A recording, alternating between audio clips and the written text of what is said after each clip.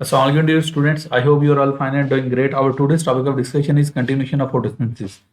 Basically हम chapter देख रहे थे बायोएनर्जेटिक्स। बायोएनर्जेटिक्स मैंने कहा था हम दो फिनोमिनन को क्लोजली क्या उससे कहते हैं फोकस करेंगे। One is the photosynthesis, other is the respiration. जब बच्चे हम फोटोसिंथेसिस की बात करते हैं मैं कहता हूँ this is the process by which plants prepare their own food. ये वो प्रोसेस है जिसके थ्रू प्लांट्स अपने फूड प्रिपेयर करते हैं, that is called as the photosynthesis. अभी होता क्या है इसमें, लाइट को कंज्यूम करते हुए, यूटिलाइज करते हुए कार्बन डाइऑक्साइड और वाटर को कंबाइन किया जाता है और ग्लूकोज का मालिक्यूल बना लिया जाता है और साथ oxygen as a by product produce हो जाती है।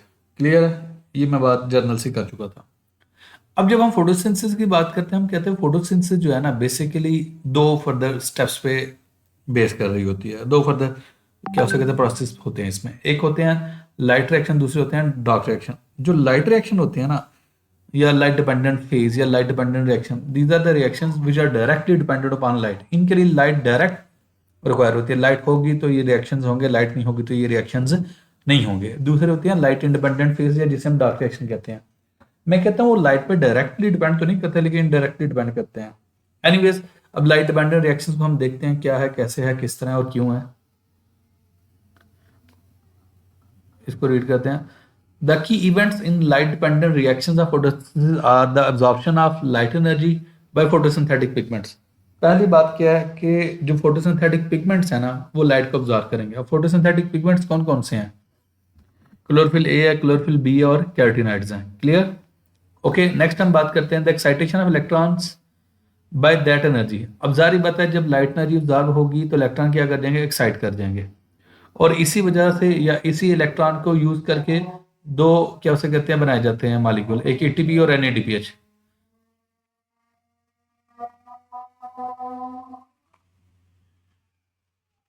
ओके, नेक्स्ट हम बात करते हैं कि दो क्या उसे कहते हैं मॉलिक्यूल्स की फॉर्मेशन होगी। One is the ATP, other is the NADPH. Next हम देखते हैं the formation of ATP is the most important step of the light dependent reactions. जो लाइट डिपेंडेंट रिएक्शन है इनमें सबसे जो इंपॉर्टेंट मॉलिक्यूल जिसकी फॉर्मेशन है वो एटीपी है। Clear? It is called photophosphorylation. इसे हम कहते हैं फोटोफॉस्फोराइलेशन। क्लियर?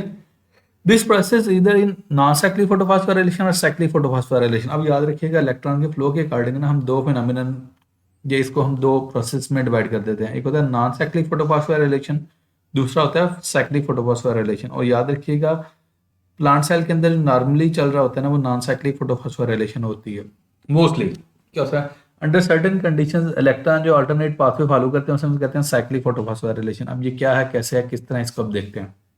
पहले हम देख लेंगे non cyclic photophosphorylation. It is the usual pathway. इसका मतलब आमतौर पर यही होता है usual way of production of ATP. ये नॉर्मल तौर पर यही प्रोसेस है एटीपी को प्रोड्यूस करने का during the light dependent reactions in non cyclic pathway both photosystem. अब दो फोटोसिस्टम है। अब फोटोसिस्टम कैसे डिफाइन किया जाता है? Cluster of photosynthetic pigment is called as the photosystem. Photosystem 1 and photosystem 2 participates and 2 electron chains are involve. अब देखते हैं इसको क्या है, कैसे है।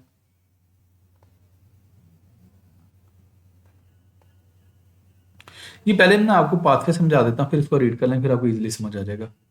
अब यहाँ पे देखें आपके दो हैं, फोटोसिस्टम 2 और फोटोसिस्टम 1। अब इसको फोटोसिस्टम 2 और फोटोसिस्टम 1 हम इसलिए कहते हैं according to the order of discovery कि कौन सा फोटोसिस्टम पहले डिस्कवर हुआ था उसको फोटोसिस्टम 1 कह दिया, जो बाद में डिस्कवर हुआ उसे फोटोसिस्टम 2 कह दिया।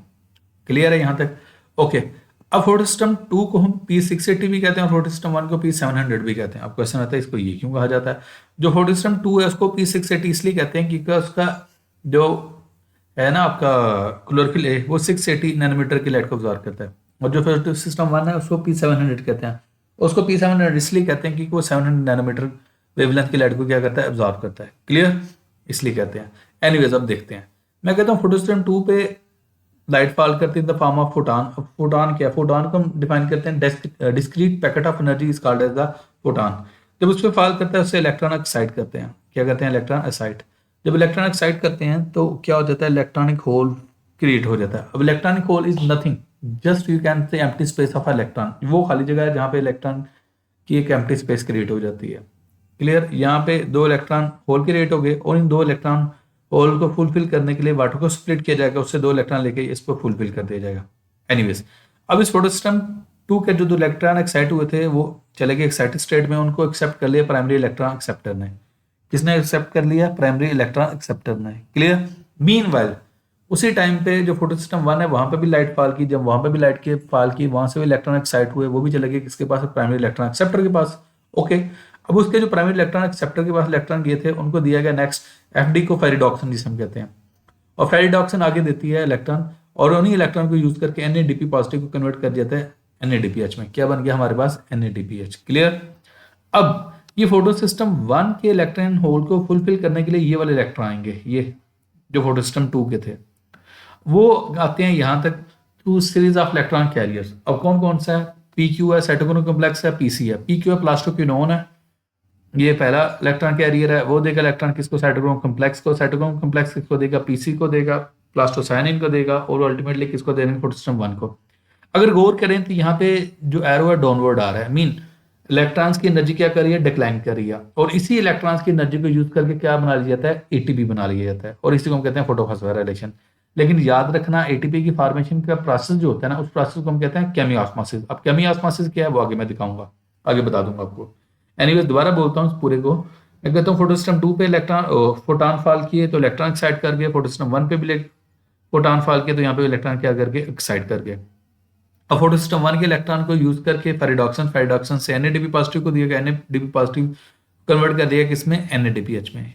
मीनवेल यहाँ पे जो प्राइमरी इलेक्ट्रॉन एक्सेप्टर है वो दिए गए प्लास्टोक्विनोन को, प्लास्टोक्विनोन को दिए गए किसको, साइटोक्रोम कॉम्प्लेक्स को, साइटोक्रोम कॉम्प्लेक्स के किसको दिए गए, प्लास्टोसाइनिन को। क्लियर। और वो अल्टीमेटली आगे किसके पास, फोटो सिस्टम 1 के पास। जब वो फोटो सिस्टम 1 के पास आ गए तो इसका इलेक्ट्रॉन होल फुलफिल हो गया, और इसी इलेक्ट्रॉन के मूवमेंट के दौरान एटीपी बना लिया जाता है। उसके फिनोमिन, उसके जो प्रोसेस होता है, प्रोसेस हम कहते हैं केमियोस्मोसिस, और इस फिनोमिनन को हम कह देंगे फोटोफॉस्फोराइलेशन। क्लियर। ओके। अब बेसिकली समटाइम आप क्वेश्चन ये पूछ होते हैं सर फोटोफॉस्फोराइलेशन और केमियोस्मोसिस फर्क क्या है। उस फिनोमिनन को ओवरऑल हम फोटोफॉस्फोराइलेशन कहते हैं, लेकिन उसके अंदर जो मैकेनिज्म इन्वॉल्व है वो किस तरीके से बन रहे हैं, मीन इलेक्ट्रॉन की एनर्जी किस तरह यूटिलाइज हो रही है, उसको हम केमियोस्मोसिस कहते हैं। एनीवेज फोटो सिस्टम 2 के इलेक्ट्रॉन को फुलफिल कौन करता है, वाटर को स्प्लिट करके इसकी क्या कहते हैं, फुलफिल कर दिया जाता है। क्लियर। ये मैंने आपको जस्टिफाई कर दिया। और अगर गौर करें यहाँ पे इलेक्ट्रॉन साइकिल में नहीं मूव करे, फोटो सिस्टम 2 के इलेक्ट्रॉन आगे फोटो सिस्टम 1 के पास, फोटो सिस्टम 1 के इलेक्ट्रॉन आगे एनएडीपी पॉजिटिव को यूज करके एनएडीपीएच में हो गए, इलेक्ट्रॉन अपनी इनिशियल पोजीशन से रिटर्न बैक नहीं हुए, साइकिल रन नहीं हुआ, इसे हम कहते हैं नॉन साइक्लिक फोटोफॉस्फोराइलेशन। क्लियर। अब इसको रीड कर लेते हैं। Absorption of light by photosystem 2. When light falls on photosystem 2, the energy level of chlorophyll molecules of its antenna areas, antenna center arises. Electron excited होंगे, सिंपल सी बात। Two excited electron move from them and pass to different chlorophyll molecules. The excited electron reach p680 chlorophyll present in the reaction. Mean reaction center के पास ultimately energy आ जाएगी. Due to the energy boost of p680 chlorophyll, its two excited electron pass to primary electron receptor. वो किसके पास चले जाएंगे, primary electron acceptor के पास चले जाएंगे। अच्छा यहाँ पे नाम नहीं लिखा, मैं इसका नाम बोल देता हूँ, फियोफाइटिन उसका नाम होता है। Due to it an electron hole is created, दो इलेक्ट्रॉन होल क्रिएट हो जाएंगे, which has become a strong oxidise agent. Okay, oxidising agent हो जाते हैं। Next,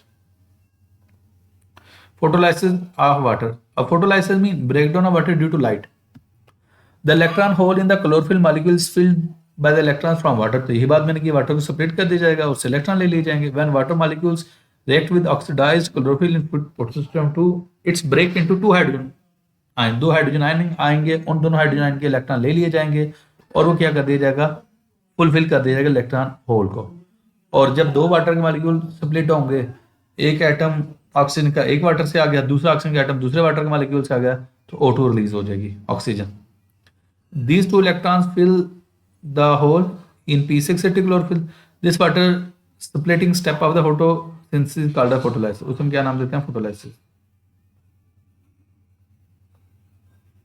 Next, electron flow from photosystem 2 to photosystem 1. In step 1, the photoexcited electrons of p680 chlorophyll were received from by primary electron acceptor of photosystem 2. Now these electrons pass to photosystem 1. अब जारी बात है, photosystem 2 से वो किसके photosystem 1 लग जाएंगे by a series of electron carriers, और इसी को हम इलेक्ट्रॉन ट्रांसपोर्ट चेन कह देते हैं। This chain consists of electron carriers called PQ plastoquinone, cytochrome complex and plastocyanin. Plastocyanin को हम PC कहते हैं। As electrons move down the chain, their energy decreased, और इसी एनर्जी को यूज किया जाता है ATP की प्रोडक्शन को, और वो जो प्रोसेस है हम केमियोस्मोसिस कहते हैं। Next, absorption of light by photosystem 1, तो मैंने कहा फोटोसिस्टम 1 है, उसके अंदर भी फोटोसिंथेटिक पिगमेंट्स, दैट्स ये भी क्या करेगा, लाइट को अब्जॉर्ब करेगा इलेक्ट्रॉन साइड का। In the next step, light energy absorb by photosystem 1, the energy level of chlorophyll boost to very high level, high level तक चले जाएंगे और इसके भी इलेक्ट्रॉन एक्साइड करके प्राइमरी इलेक्ट्रॉन एक्सेप्टर के पास चले जाएंगे। Next, the primary electron accept वही पास ऑन करके किसको देगा, फेरिडॉक्सिन को देगा। और अगेन एंजाइम होता है एनएडीपी रिडक्टेज। एनएडीपी रिडक्टेज क्या करता है, एनएडीपी पॉजिटिव की रिडक्शन करता है, उसको किस में कन्वर्ट कर देता है, एनएडीपीएच में। तो बेसिकली हमारे दो प्रोडक्ट आ गए, एक एटीपी और दूसरा क्या आ गया, एनएडीपीएच। क्लियर है बच्चे, यहाँ तक मैंने कंप्लीट कर दिया। और यहाँ पे देखें इलेक्ट्रॉन का जो फ्लो है ना वो जी शेप्ड है, इसे हम क्या कहते हैं, जी स्कीम कहते हैं। इसे जिगजैग पाथवे कह सकते हैं, उसी से नाम जी स्कीम आ गया। क्लियर। और यहाँ पूछा जाता है दो इलेक्ट्रॉन चेन है, एक इलेक्ट्रॉन चेन ये है जो फोटोसिस्टम 2 और फोटोसिस्टम 1 के दरमियान, दूसरी इलेक्ट्रॉन चेन ये है जो फोटोसिस्टम 1 और एनएडी पॉजिटिव के दरमियान है। क्लियर है, यहाँ तक मैंने आपको नॉन साइक्लिक फोटोफॉस्फोराइलेशन कंप्लीट करवा दिया। Thank you.